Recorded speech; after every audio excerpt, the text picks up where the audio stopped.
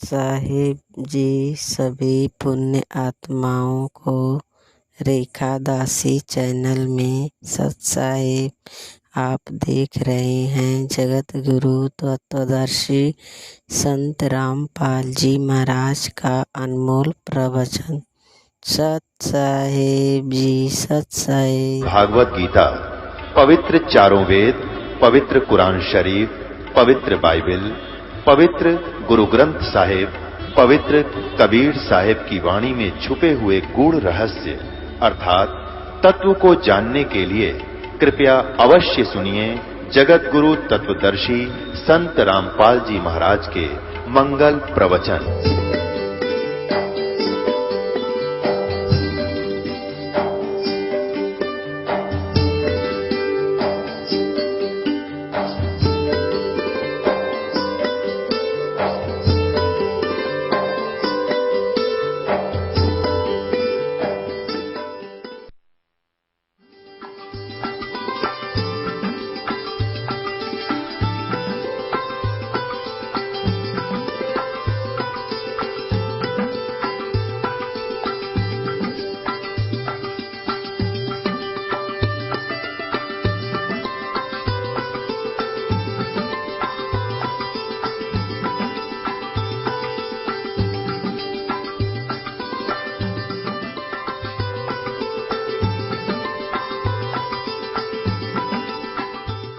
कहने का भाव ये है कि वो परमात्मा एक गुप्त नाम भी प्रकट करता है। कबीर साहब कहते हैं, सो हम शब्द हम जग में ल्याए, सार शब्द हम गुप्त छुपाए। ये सो हम शब्द गुप्त नाम है, यो मैंने प्रकट किया यहाँ पर लाकर। यही वेद बताते हैं कि वो परमात्मा गुप्त नामों को प्रकट करता है, सार नाम भी वो गुप्त रखता है। इस दास को दिया ही प्रकट करेंगे हम, और सारे विश्व में तैल का माचेगा, सब कल्याण होगा सबका, और सब विश्व पार हो जाएगा। सतलोक चलेंगे जहां कोई दुख नहीं। वेद सत्य विद्या का वस्तु है, महर्षि दयानंद स्वयं कहता है। देखिएगा, महर्षि दयानंद कहता है कि वेद सब सत्य विद्याओं का पुस्तक है। महर्षि दयानंद तो पुण्यात्माओं, जब वेद सत्य है तो महर्षि दयानंद का सत्यार्थ प्रकाश जो उसका अनुभव वो क्या है, वो उसका सत्यानाश प्रकाश है। हो गया सिद्ध, वेदों में साकार सिद्ध कर दिया ढेर सारे प्रमाणों में कि वो परमात्मा कवियों की जैसा आचरण करता है, और वो घूमता फिरता है, सब जगह कवियों की तरह आचरण करता है, सबको ज्ञान देता है। वो फिर परमात्मा कौन हुआ? कबीर इज गॉड, वो पूर्ण परमात्मा। ये लीला की किसने आपके रूबरू कर दी कि कबीर भगवान ने, उस परम अक्षर ब्रह्म ने, जो काशी में दुल्हा आए थे और आंखों देखा परमात्मा के महापुरुषों ने, उन्हें बताया कि दो ठोड़ है एक तू भया एक से दो, गरीबदास हम कारणे आए हो मग जो, वहां से चलकर आए हो हम कारणे। गरीबदास जी कहते अनंत कोट ब्रह्मांड का एक रति निभार सतगुरु पुरुष कबीर है, ये कुल के सर्जनहार। तो कबीर जो काशी में आए थे पूर्ण परमात्मा है, और वे उसकी महिमा गाते हैं। सिद्धम परमात्मा साकार है, नर आकार है, और एक स्थान पर रहता है, वहां से गति करके आता है, और सह शरीर है, उसका नाम कबीर है। अब यजुर्वेद 5 के मंत्र नंबर 32 में ये देखिएगा, 5वां अध्याय यजुर्वेद का 5वां अध्याय, और यहां देखिएगा 32वां मंत्र है। 32वां मंत्र, इसमें क्या लिखा? उसी गसी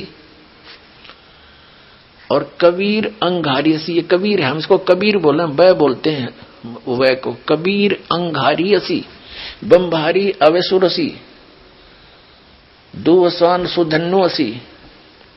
अब इसका अर्थ देखेंगे। हे जगदीश्वर, जिस कारण आप उसिक कांतिमान असी माने हैं। अंगारी माने खोटे चलन वाले जीवों के शत्रु, अग्ग माने पाप, अरी माने शत्रु यानी पापों के नाश करने वाले हो। और यहां इन्होंने कबीर को ये ऐसे कर दिया, कांत प्रत्यय कर दिया। कांत प्रत्यय यह लिखना था शत्रु, वाह क्यों था? वाह शब्द भी लगाया करे। आप शत्रु हैं, या वाह माने या होता है, या आप कांत प्रत्यय हैं। ये तो सीधा अर्थ है, आप कबीर अंगारी असी बम भारी असी।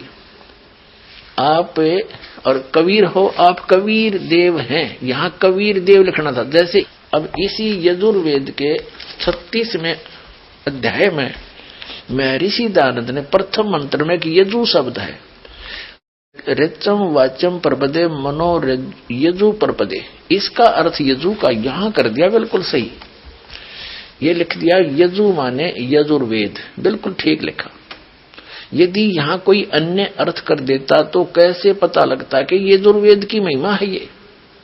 तो ठीक जहां पर इस कहीं भी वेद में परमात्मा की महिमा चल रही हो और वहां कबीर शब्द है, कवि का 2 अपसर्ग भी लगा रखी है, वह अंडरस्टूड होना चाहिए कबीर देव है, वो कबीर परमात्मा, देव माने परमेश्वर। अब देखो ये अथर्ववेद है, ये भी इन आर्य समाजियों का अनुवाद है। इसमें महर्षि दयानंद व उसके चेले ही वेदों का अनुवाद करते रहे हैं। ये कहां से छपा है? वहीं से प्रकाशक है पंडिता राकेश रानी। और ये कहां से छपा है? प्रधान कार्यालय वेद मंदिर महात्मा वेद भिक्षु सेवाश्रम लेखराम नगर अब्राहिमपुर मुखमेलपुर दिल्ली। इतना ये है। ये देखिएगा चतुर्थ कांड में, और यहां देखिएगा एक 7वां मंत्र है, ये 7वां। इसमें यहां पर कबीर देव शब्द है, कबीर देव। ये अथर्वणम पित्रम देवबंधु बृहस्पतिम नमसा गच्छात तुम विश्वेश्वाम जनिता, तो माने आप विश्वसाम यानी सब ब्रह्मांडों के उत्पन्न करने वाले हो। यथा से देव कबीर देव है न दबायत स्वाधावान। इसमें लिखा है गतिशील पुरुषार्थी पुरुष निश्चल पिता विद्वानों व सूर्यादि लोकों का बंधु नियामक बड़ों बड़ों के स्वामी परमेश्वर को नमस्कार के साथ निश्चय करके पहचानिए, हे परमेश्वर तू सब सुखों का उत्पादक हो। क्योंकि यह लिखना था आप कबीर देव हो। देखो ये कबीर देव है, इसने अपसर्ग लगा दिया पर, और देव का अर्थ परमेश्वर कर दिया। तो ये लिखना था वो कबीर देव है, वो कबीर परमेश्वर है। कबीर देव लिख देते, ये एज इट इज लिख देते, वो कबीर देव। हम उसको कबीर देव माने परमेश्वर, वह कबीर परमेश्वर है। इसका ये अर्थ है जो सबका रचनहार और सच्चा साथी, सब ब्रह्मांडों का रचनहार, वो कबीर देव है, कबीर साहब है। हम कबीर साहब कहें, कबीर भगवान साहब को, परमात्मा को, राम को, अल्लाह को, गॉड को, खुदा को, कबीर गॉड है। अब हम फिर लेते हैं यजुर्वेद, अथर्ववेद रख दिया।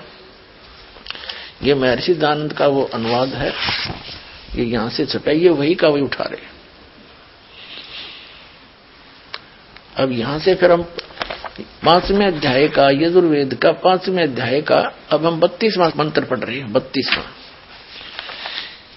इसमें कबीर अंगारी असी, वो कबीर देव, कबीर साहब, कबीर परमात्मा, पाप नाशक है। बम भारी मान ये क्या लिखते हैं? हे जगदीश जिस कारण आप कांतिमान हैं। ठीक है, यहाँ अंगारी माने पापों के शत्रु, पाप नाशक, पापों का दुश्मन, और आप कबीर देव हैं। यहाँ लिखना चाहिए कबीर देव हैं, कबीर साहब हैं।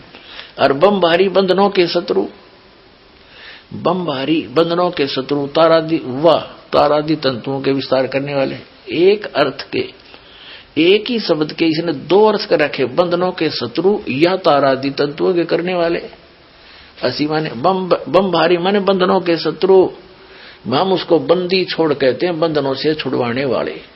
बता, ये दयानंद के चेले कहते हैं कि महर्षि दयानंद ने तो प्रकरण वो अनुवाद कर रखे, खाक प्रकरण वच कर रखे। एक मंत्र के 2 तरह से अर्थ, जिसमें बिजली माने भगवान परमात्मा भी, बिजली माने बिजली भी, और यहाँ बमबारी माने बंधनों के शत्रु वा या तारा तत्वों के विस्तार करने वाले। कोई अर्थ है यो? एक अर्थ होता है किसी भी सदग्रंथ में, 2 करके उसका कैसे निष्कर्ष निकालेंगे? फिर इसका अर्थ क्या है देखिए, बम भारी बंधनों के शत्रु, ये होना चाहिए था। आप बंदी छोड़ हैं, हम उसको बंदी छोड़ कहते हैं। फिर देखो रत धामा, ये है सवर ज्योति, स्वयं प्रकाशित है वो सतलोक। अब जैसे परमात्मा ने आकर बताया है और जिन महापुरुषों ने जाकर देखा वापस छोड़ा, कबीर परमात्मा ने, कबीर देव ने, कबीर साहब ने उनको वापस छोड़ा। उन्होंने बताया कि वहां सतलोक सौ प्रकाशित है, वो पृथ्वी स्वयं प्रकाशित है, जैसे हीरे चमकते हैं। और उसमें परमात्मा रहते हैं। एक बहुत बड़ा गुम्मज है, उसके अंदर सिंहासन पर राजा के समान बैठे, मुकुट धारण करके, ऊपर छतर है परमात्मा के। तो वो सतलोक जो है सौ प्रकाशित है। तो वो सवर ज्योति ऋत धामा सतलोक कहते हैं हम उसको। ये देखिए हम 32वां श्लोक पढ़ रहे हैं यजुर्वेद के 5वें अध्याय का। सवर ज्योति स्वयं प्रकाश, सवर ज्योति माने सब प्रकाशित। ऋत धामा, ऋत माने सत्य, युले खीरा है, धाम माने लोक, सत धाम युक्त है, वो सत धाम वाला है, असी माने है। अर्थ होगा सीधा सा कि वो परमात्मा कबीर देव है, पापों का शत्रु, पापनाशक और बंदी छोड़, हम उसे बंदी छोड़ कहते हैं। और वो सौ प्रकाशित सतलोक में रहता है, वहां रहता है। और वो ढेर सारे प्रमाण आपको दीजिए, ऋग्वेद मंडल नंबर 9 और सूक्त नंबर 82 के 1, 2, 3 में, ऋग्वेद मंडल नंबर 9 चम्मन के 3 मंत्र में, ऋग्वेद मंडल नंबर 9 सूक्त 86 के मंत्र 26 और 27 में, कि वो परमात्मा राजा के समान देखने में है, देखने योग्य है। तीसरे मुक्ति धाम में रहता है, सब लोगों के सर्वोपरि रहता है। ऋग्वेद मंडल नंबर 9 सूक्त नंबर 96 के मंत्र 16 से लेकर 20 तक स्पष्ट कर दिया है कि उसका नाम कबीर देव है।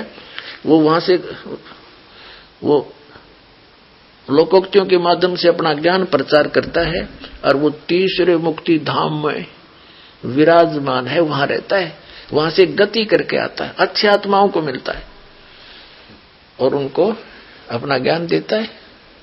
हरि दयानंद के चेले ने कहा, रामपाल ने वैदिक रीति से वेद नहीं पढ़े, ये दयानंद ने तुमने पढ़ रखे वेद काट दी टाट, ज्ञान भर दिया, कख भी नहीं पता इन लोगों को।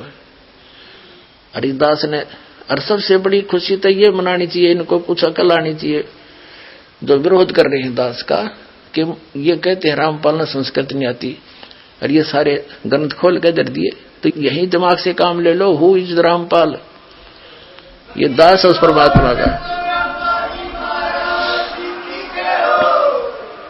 ये रामपाल दास उस परम पिता का, उस परमेश्वर कबीर देव का दास है। उसकी दी हुई बुद्धि से सब सद ग्रंथों को समझा है। कहते 9 मन सूत उड़ जिया, ये ऋषि रहे झकमार, और सतगुरु यानी तत्वदर्शी संत ईसा सुलझा दे, उड़ जाए दूसरी बार। अब ईसा सुलझा दिया है, इस कलयुग में नहीं उड़ सकता अभी। अब ये थोड़े से दिन में ये ट्या ट्या करने वाले हैं ना विरोधी, सिर पटक कर बैठ जाएंगे, जनता इन्हें बोलने नहीं देगा। बच्चा बच्चा भी बस चुप हो जाओ, बतेरे दिन सुन ली तुम्हारी ये बकवाद है। अरे सामने प्रमाण दिखा रहा है, दास ने गला बढ़ा लिया और जेल तक जा लिया इस सच्चाई को ऊपर लाने के लिए, और ये फिर भी बकवाद कर रहे हैं। इस दास ने तो न्यौछावर कर रखा है जीवन परमात्मा के लिए। परमात्मा के बच्चों तक इस तत्व ज्ञान को पहुंचा कर छोड़ूंगा, चाहे कुछ भी बीतो मेरे साथ।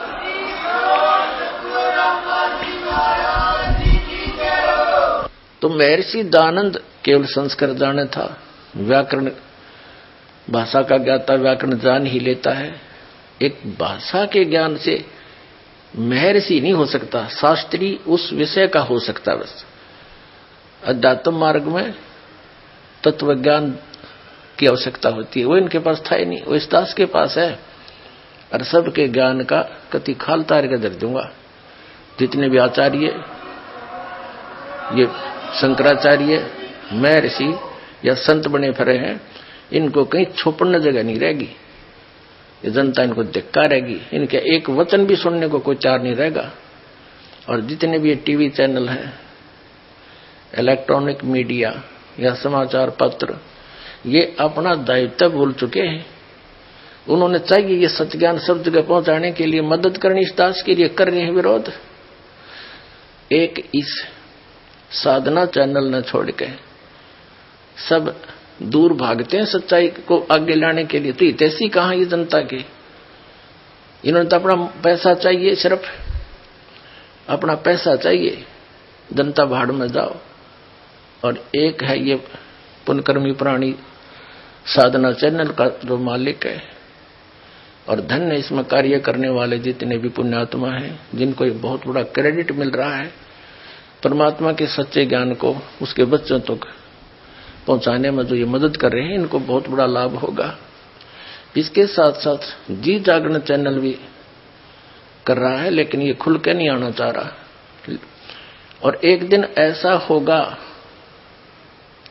या तो युग ज्ञान चलेगा, न ये टीवी चैनल सब बंद हो जाएंगे। वो दिन दूर नहीं है, कोई सुना ही नहीं गा इनकी बकवादों को। गदर मचा रखे नकली संतों, आचार्यों, शंकराचार्यों ने, दुनिया डबो दी। इतने बोल दी उनको नाश करें, इनको पता नहीं कि इतना कीमती जीवन है इनका। और इस सत साधना से इनको यहां भी सुख है, और वहां जाएंगे जहां सदा सुखी। जा जाने के बाद फिर साधक कभी लौट कर नहीं आता। और इस महर्षि दयानंद का एक और विधान दिखाता हूं। पहले तो ये और दिखाते हैं कि परमात्मा अन्य सदग्रंथों में भी, जैसे पवित्र बाइबल में, पवित्र कुरान शरीफ में और पवित्र गुरु ग्रंथ साहिब में भी परमात्मा सशरीर है, मनुष्य दृश्य है, उसका नाम कबीर है। बताओ, हे भगवान, किसान दे रखा रखे वक्ताओं ने सदग्रंथों को ठीक से समझानी। और दिखाते हैं आपको। अब देखिएगा पुण्यात्माओं, आप किसी पवित्र ईसाई धर्म के किसी व्यक्ति विशेष से या इनके फादरों तक, इनसे कोई पूछता है कि परमात्मा की क्या स्थिति है, वो निराकार है साकार, ये कहते हैं गॉड इज फॉर्मलेस। तो बात हुई, परमात्मा निराकार है। देखिएगा पवित्र बाइबल को ये श्रोधार्य मानते हैं कि इसमें जो लिखा वो सत्य है, उसके आधार से ज्ञान प्रचार करते हैं ईसाई धर्म के प्रवक्ता। ये पवित्र बाइबल क्या बता रहा है? इन सब का मोतियाबंद हो रहा था। परमात्मा कबीर जी कहते हैं, मोती मुक्ता दर्शत नाही, ये जगह सब अंधरे, और दिखत के तैन चश्मिन के फिर मोतियाबंद रे। जैसे किसी व्यक्ति की आंखों में मोतियाबंद हो जा, आंखें ऐसी दिखेंगी जैसे स्वस्थ हैं, लेकिन उसने दिखता कुछ नहीं, नपटन है वो। तो ये नपटन देते दिखे थे विद्वान, 4 श्लोक घोट दिए गच्छामी करके हमने मूर्ख बना गए। अब देखो ये पवित्र बाइबल दिखाते हैं आपको।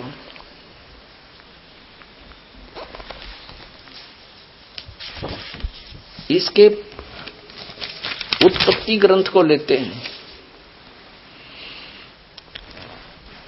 ये यहां से छपा है, ये संपूर्ण जीवन अध्ययन बाइबल, ये सारा इसका यहां हिंदी में लिख रखे हैं सारे। प्रबंध संपादक है डेविड स्टुअर्ट, अंग्रेजी में प्रधान संपादक डोनाल्ड सी स्टाम MA, ये यहां से छपा। अब इसके उत्पत्ति ग्रंथ दिखाते हैं आपको। ये यहां से आरंभ होता है जेनेसिस माने उत्पत्ति, 1 अध्याय 4 पृष्ठ पे कहते हैं, आदि में परमेश्वर ने आकाश और पृथ्वी की सृष्टि की। पृथ्वी बेडौल सुनसान पड़ी थी और गहरे जल के ऊपर अंधियारा था। परमेश्वर का आत्मा जल के ऊपर मंडराता था। परमेश्वर ने उजियाले को दिन, अंधियारे को रात कहा। सांझ हुई भोर हुआ, इस प्रकार पहला दिन हो गया। फिर दूसरा दिन, सांझ हुई भोर हुआ, फिर दूसरा दिन, उस दिन कुछ और रचना की। फिर सांझ हुई भोर हुआ, फिर तीसरा दिन हो गया। हम छठे दिन पर आवांगे 5 नंबर पृष्ठ पर। इस 1 नंबर अध्याय का श्लोक नंबर हम 26 पढ़ेंगे। सारा कुछ उत्पत्ति करके फिर कहा कि फिर परमेश्वर ने कहा, हम मनुष्य को अपने स्वरूप के अनुसार अपनी समानता में बनाए। हम मनुष्य को, परमेश्वर ने कहा, हम मनुष्य को अपने स्वरूप के अनुसार अपनी समानता में बनाए, अपने जैसा बनाए। और वे समुद्र की मछलियों और आकाश के पक्षियों और घरेलू पशुओं और सारी पृथ्वी पर और सब रेंगने वाले जंतुओं पर जो पृथ्वी पर रेंगते अधिकार रखे। कहने का भाव ये है कि वो उन तो बुद्धिमान हो, उनको कंट्रोल में रखे। मनुष्य को हम अपने जैसा बनाएंगे, भगवान ने कहा। तब परमेश्वर ने मनुष्य को अपने स्वरूप के अनुसार उत्पन्न किया। अपने स्वरूप के अनुसार परमेश्वर ने उसको उत्पन्न किया। 4 में लिख रखा है 4 पंक्तियां कि परमात्मा ने मनुष्य को अपने जैसा उत्पन्न किया। परमात्मा कैसा हुआ? नर आकार, मनुष्य दृश्य। ये देखिएगा, तब परमेश्वर ने मनुष्य को अपने स्वरूप के अनुसार उत्पन्न किया। अपने स्वरूप के अनुसार परमेश्वर ने उसको उत्पन्न किया, नर और नारी करके उसने मनुष्यों की सृष्टि की। ठीक। और वो 7वें दिन उसने विश्राम किया। अब देखो 7वां दिन, यूं आकाश में पृथ्वी और उनकी सारी सेना का बनाना समाप्त हो गया और परमेश्वर ने अपना काम जिसे वो करता था 7वें दिन समाप्त किया। ठीक। अपने काम से वो सारे काम से 7वें दिन विश्राम किया। ठीक। ये आगे दिखाते हैं 10 पृष्ठ पर आ गई बात। आदम ने अपनी पत्नी का नाम हवा रखा। जितने मनुष्य जीवित उन सब की आदि माता हुई। और योहा परमेश्वर ने आदम को और उसकी पत्नी के लिए चमड़े के अंगरखे बनवाकर उन्हें पहना दिए। बताओ, फिर निराकार क्यों करो यार? बाटिका में घूमे, कपड़े बनवा के लाए, उनती पराए, फिर भी गोदी फॉर्मलेस। एक लोकवेद बना रखा था, सुना सुना रट्टे लगा रखे थे सबने, सदग्रंथ नहीं समझे। फिर योहा परमेश्वर ने कहा, ओहो, उस परमेश्वर ने कहा, मनुष्य भले बुरे का ज्ञान पाकर हम में से एक के समान हो गया।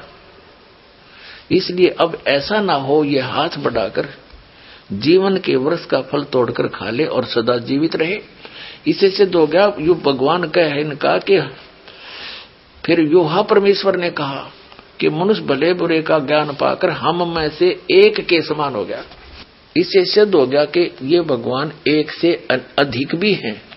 ये 3 हैं, ब्रह्मा विष्णु महेश। वही अन्य रूप में इनको भी, क्योंकि पूरे 3 लोक को वही कंट्रोल कर रहे हैं, पृथ्वी लोक, स्वर्ग लोक और पाताल लोक को। अब देखिएगा पृष्ठ 24 पर,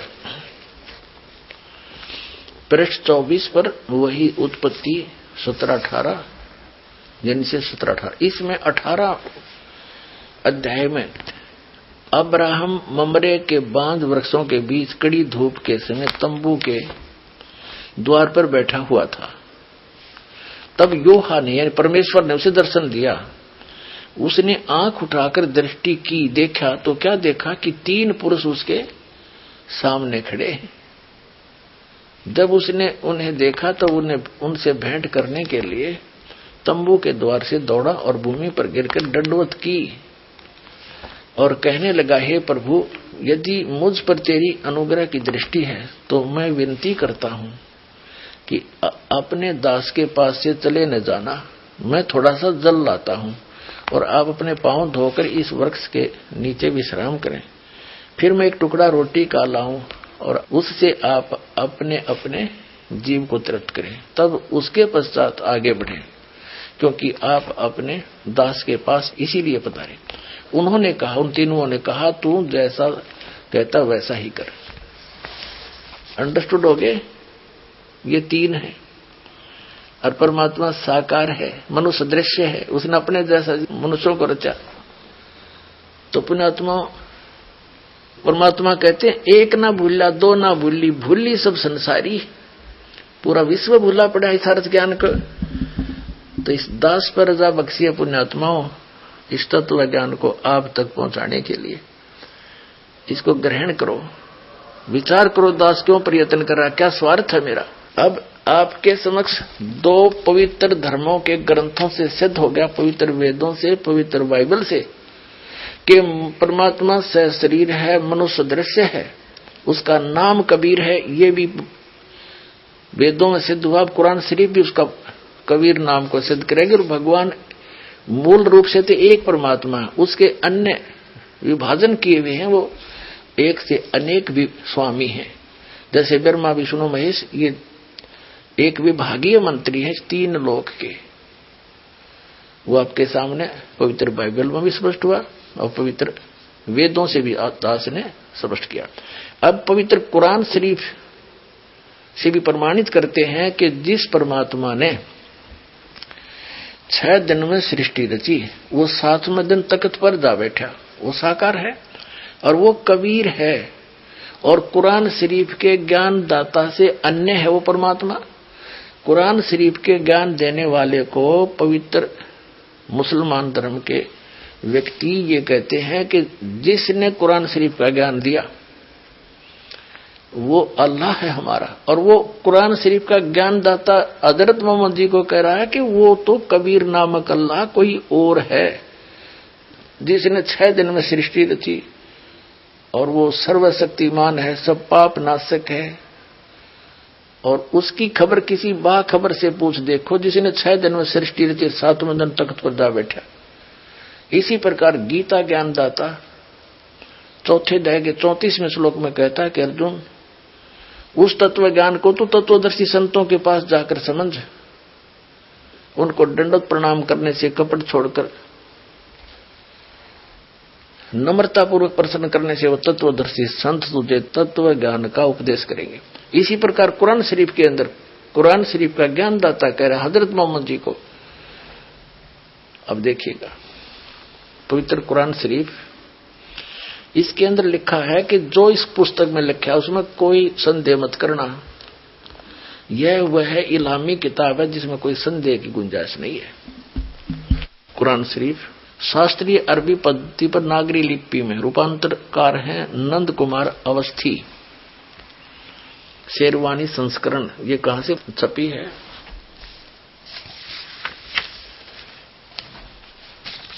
ये वही लिखा कि वो इलामी किताब, इसमें कोई संदेह की गुंजाइश नहीं है।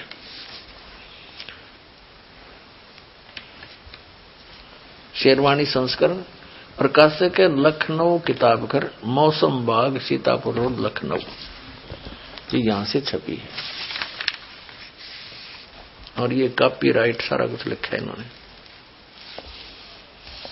अब इसके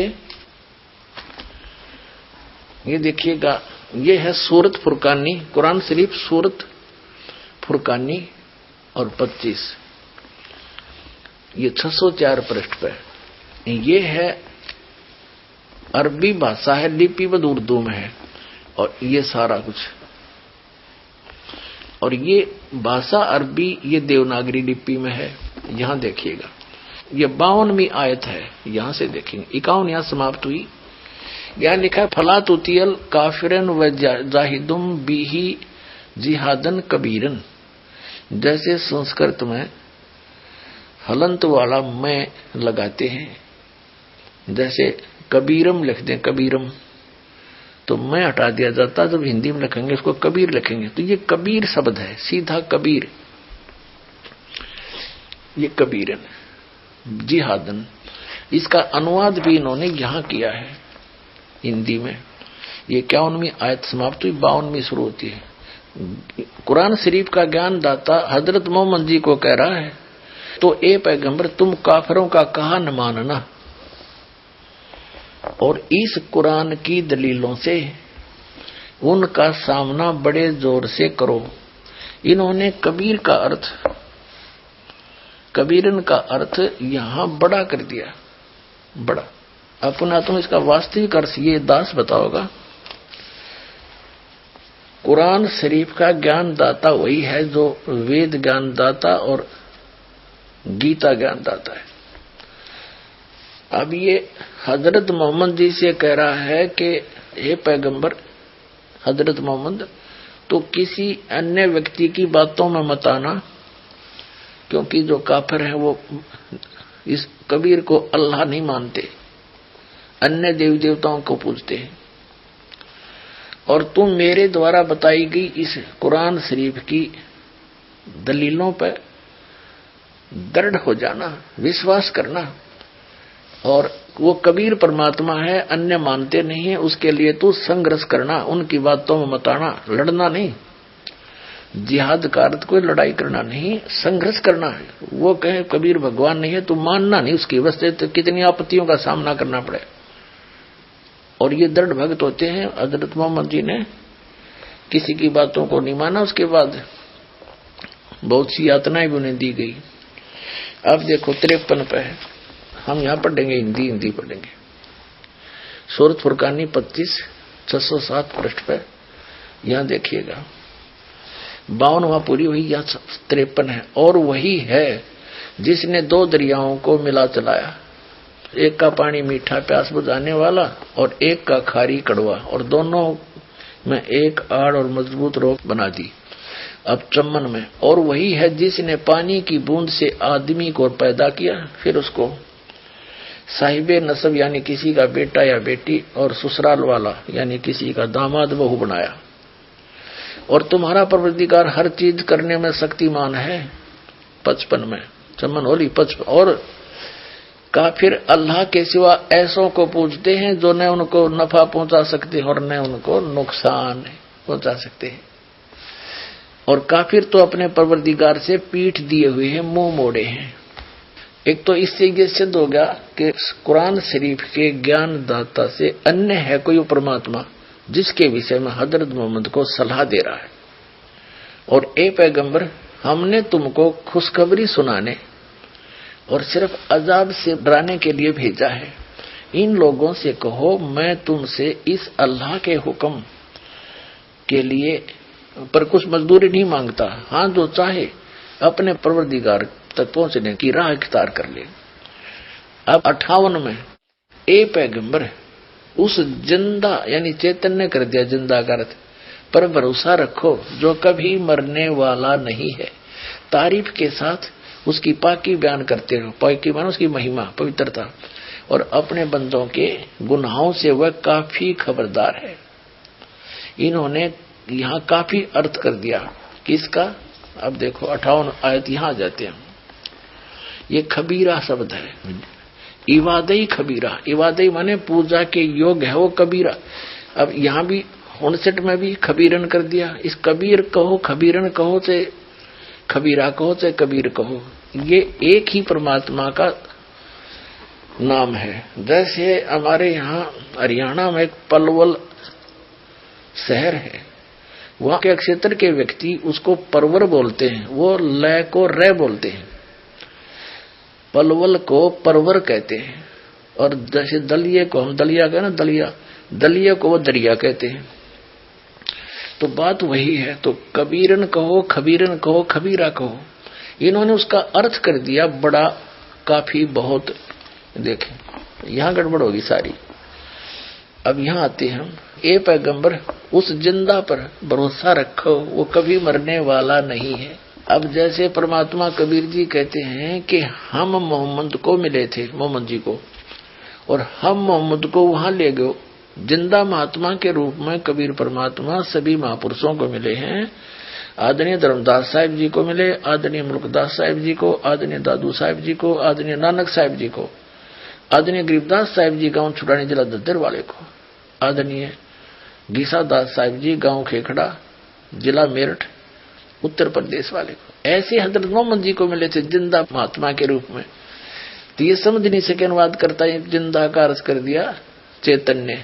उसका अर्थ है कि जो तुझे जिंदा के रूप में मिला था वो परमात्मा है, पूर्ण ब्रह्म, जिसने 6 दिन में सृष्टि रची, 7वें दिन तख्त पर विराजा। वो अविनाशी है, वो किसी का मारा नहीं मरता, और सब गुनाहों यानी पापों का नाशक है। और वो यानी 7वें दिन तख्त पर विराजा, वो परमात्मा है, वो कबीर। ये देखो, ए पैगंबर, उस जिंदा यानी जिंदा रूप में तुझे मिला था उस पर भरोसा रखो जो कभी मरने वाला नहीं है, वो वास्तव में अविनाशी है। और तारीफ के साथ उसकी पाकी बयान करते रहो, उसकी महिमा का बयान करो। यानी कुरान शरीफ का ज्ञान दाता किसी अन्य कबीर नामक अल्लाह की महिमा बता रहा है, और उसी की महिमा हज़रत मोहम्मद से भी कह रहा तू उसी के गुण गा। ये देखो, और उसके बारे में वो अपने बंदों के गुनाहों से काफी खबरदार है। इन्हें कबीर का अर्थ काफी कर दिया। यहाँ वो कबीर खूब खबरदार है, ये लिखना कबीर अल्लाह। अब 59 में कहा कि जिसने आसमानों और जमीन और जो कुछ उनके बीच में है सबको 6 दिन में उत्पन्न किया, पैदा किया, फिर तख्त पर जा विराजा। वह अल्लाह बड़ा रहमान है। तो उसकी खबर किसी बाखबर इल्म वाले से पूछ देखो, यानी तत्वदर्शी संत से पूछो, तो कुरान शरीफ का ज्ञान दाता भी उस परमात्मा की खबर नहीं रखता, वो भी तत्वदर्शी संत की तरफ ही संकेत करा। ऐसे ही ये गीता अध्याय नंबर 4 के श्लोक नंबर 34 में गीता ज्ञानदाता कहता है कि अर्जुन, तो उस तत्व ज्ञान को जो परमात्मा ही आकर सुनाता है, उसको तू तत्वदर्शी संतों के पास जाकर समझ। उनको दंडोत प्रणाम करने से, कपट छोड़कर नम्रता पूर्वक प्रश्न करने से वो तत्वदर्शी संत वो बाखबर तुझे उस तत्व ज्ञान को बताएंगे, उस परमात्मा की खबर बताएंगे। यही कुरान शरीफ का ज्ञान दाता वही ब्रह्म है। और हजरत मोहम्मद से कह रहा है कि उस कबीर नामक परमात्मा जिसने 6 दिन में सृष्टि थी, 7वें दिन तक पर जा बैठा, वो है पूर्ण परमात्मा। उसकी खबर किसी बाखबर से पूछो। उस कुरान शरीफ का ज्ञान दाता भी उसके बारे में अल्पज्ञ है, नहीं जानता।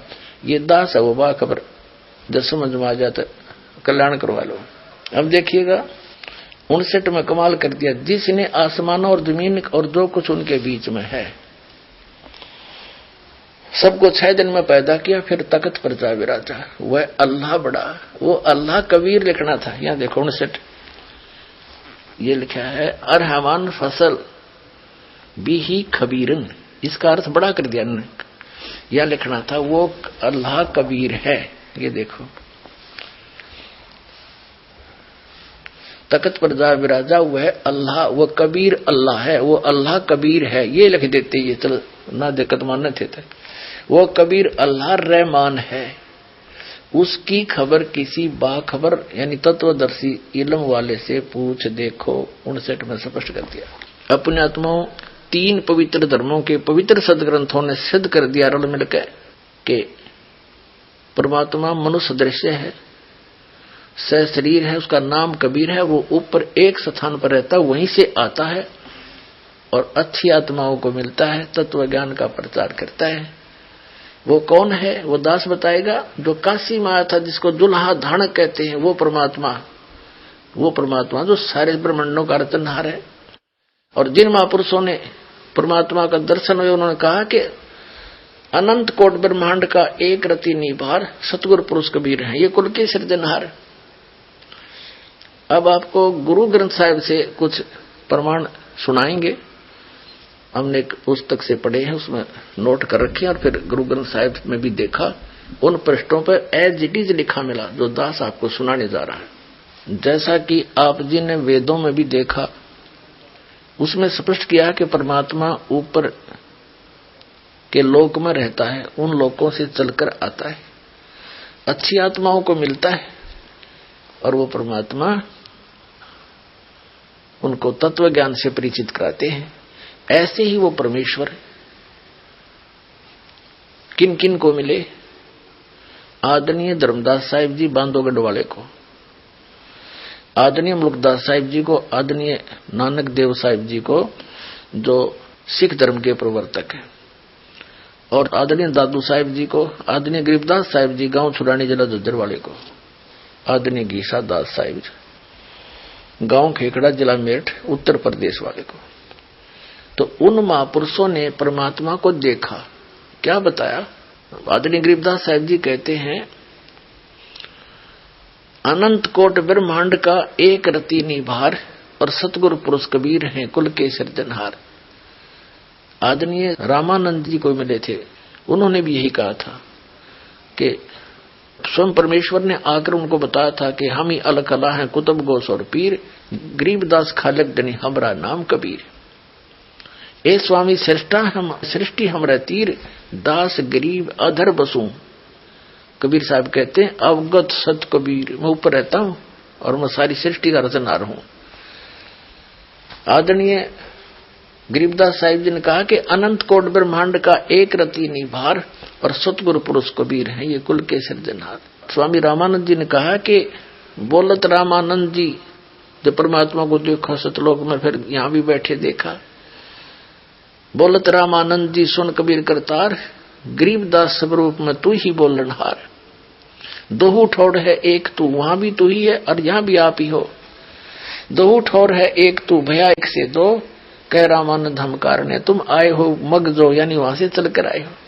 आदरणीय दादू साहब जी कहते हैं, जिन मुझको नित नाम दिया सोई सतगुर हमार, दादू दूसरा कोई नहीं, कबीर सिरजनहार। गरीबदास जी कहते हैं हम सुल्तानी नानक तारे दादू को उपदेश दिया और जात जुलाहा भेद नहीं पाया, वो काशी माए कबीर हुआ। अनंत कोटि ब्रह्मांड का एक रति नहीं बाहर, और सतगुरु पुरुष कबीर है, वो कुल के सिरजनहार। इसी का प्रमाण आदरणीय नानक देव साहिब जी की वाणी में आपको प्रश्न नंबर तक बताएंगे। प्रश्न नंबर 24 पर गुरु ग्रंथ साहिब में लिखा है महला पहला श्री राग। इसमें लिखा कि एक स्वान दुई स्वानी नाल भलके भौकाई, सदा बियाल कोड छुरा मुठा मरदार, धानक रूप रहा करतार। मैं पथ की पिंद न करने की कार, ओ बिगड़ रूप रहा बिकराल, तेरा एक नाम तारे संसार, मैं एहा आस एहो आधार। मुख निंदा आख्या दिन रात, पर घर जो ही नीच सनात, काम क्रोध तन वसे चंडाल, ये धानक रूप रहा करतार। फिर कहा है कि फाई सूरत मुलुक की वेश, ए ठगवाड़ा ठगी देश, खरासियाणा भोता बार, ये धानक रूप रहा करतार। जब नानक साहिब जी को बेई नदी से एक जिंदा महात्मा के रूप में परमात्मा आए और उनको दरिया में डबोने का बहाना करके वहां से अंतर ध्यान किया, शरीर को कहीं अन्य स्थान पर छोड़ दिया अपस्ट्रीम में। वहां उपस्थित व्यक्तियों ने सोचा नानक साहिब जी नहाने के लिए छलांग लगाई थी, डूब गए।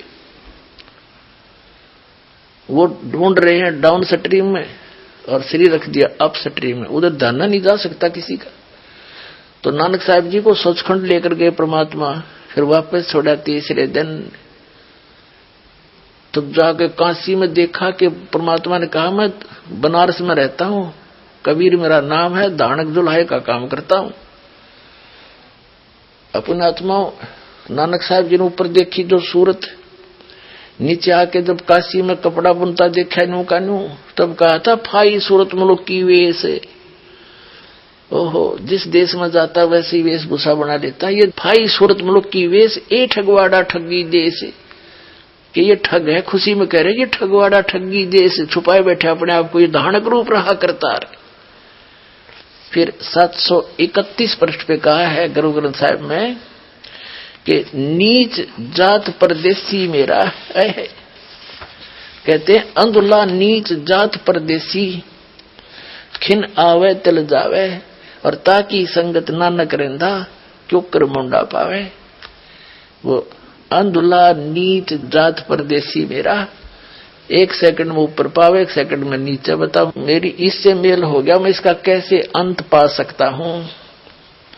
फिर 721 पृष्ठ पे लिखा है, 721 पृष्ठ पे लिखा है गुरु ग्रंथ साहिब में, एक अर्ज गुप्तम पेश तोदर कौन करतार, हक्का कबीर।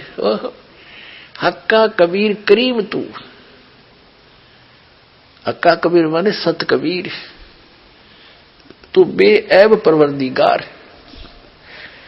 दुनिया मुकामे फानी तहकीक दिलदानी, मम सर मुई इजराइल, गिरफत दिल ईज हेत नदानी।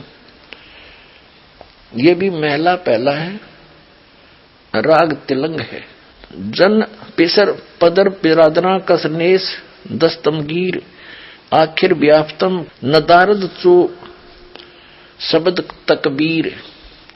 सब रोज गस्तम दर हवा कर देम, बादी ख्याल गहे न नेकी कार करदम, मम ईचीनी अहवाल।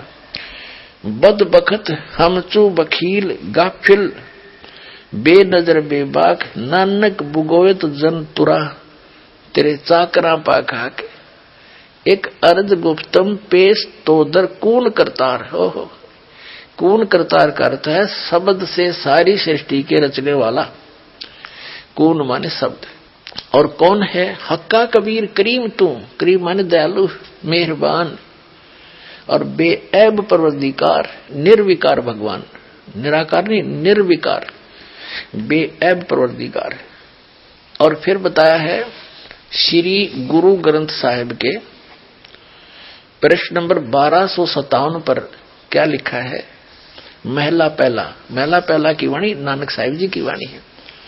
कहते हैं बागे कापड़े और बोले बैण, लंबा नक काले तेरे नैण। कबू साहेब देखा बहन?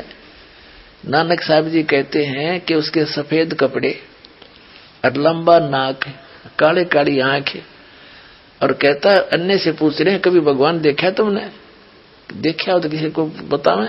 सब निराकार कह रहे हैं। उड़ा उड़ चढ़ा आसमान साहेब समर्थ तेरे ताण, जल थल डोंगर देखा तीर, थान थनंतर साहेब बीर।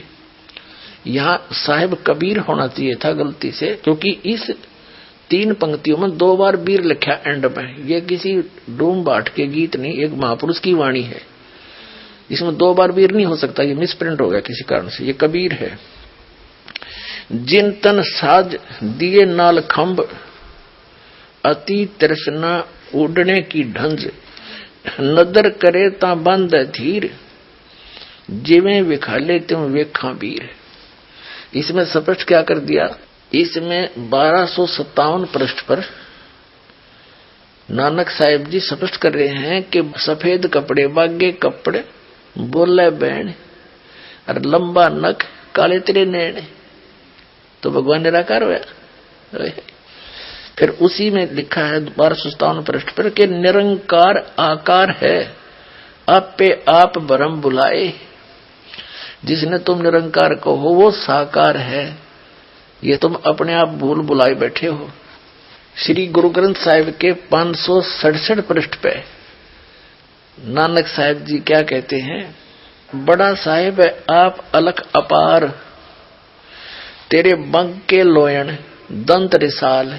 दांत भी है भगवान तेरे प्यारे प्यारे, और आपकी आंख भी सुंदर है। सोहना नक जिन लंबड़े बाला, तेरे बंके लोयन दंत रिसाला। और सोने नक सुंदर नाक, जिन लंबड़े वाला। कंचन काया कहते सोने की ढाला, तेरा सोने जैसा सुंदर शरीर, सोने की तरह कंचन काया यानी स्वर्ण जैसा शरीर तेरा। फिर लिखा कि बंके लोयन दंत रिसाला, तेरी चाल सुहावड़ी मधुरूढ़ी बाणी। हे परमात्मा तेरी चाल भी सुंदर, तेरी आवाज भी प्यारी प्यारी। और फिर कहते हैं सारंग जीव पग धरे ठम ठम। कहते हैं सारंग की तरह इतना प्यार ते ठुमक ठुमक का चाल है। और आप संधुरे सिरंग राती फिर माती, उदग गंगा वाणी बिनवत, नानक दास हरि का तेरी चाल सुहावड़ी मधुरूढ़ी वाणी। इसने साफा कर दिया, नाक भी तेरे सुंदर, कान भी, काले बाल भी सुंदर तेरे, सोने कैसी काया तेरी, बंके लोण दांत रिसाला, तेरी चाल सुहावड़ी मधुरूढ़ी वाणी। तेरी चाल भी आनंददायक सुंदर और मीठी वाणी। और सारंग जीव यानी सारंग पक्षी चाल करे, सारस की तरह कहते हैं, पग धरे ठम ठम। और आप संदूरिये बताओ और के कसर देगा भगवान? फिर भी किसी ने पूछ रहे को भगवान निराकार है। और ये महापुरुष क्या बता रहे हैं? यहां परमात्मा कबीर साहब भी कहते हैं कि हम ही अलख अल्लाह हैं कुतुब गोस और पीर, गरीबदास खालिक धनी हमरा नाम कबीर। ए स्वामी सृष्टा में सृष्टि हमारा तीर, दास गरीब अधर बसुम अवगत सत कबीर।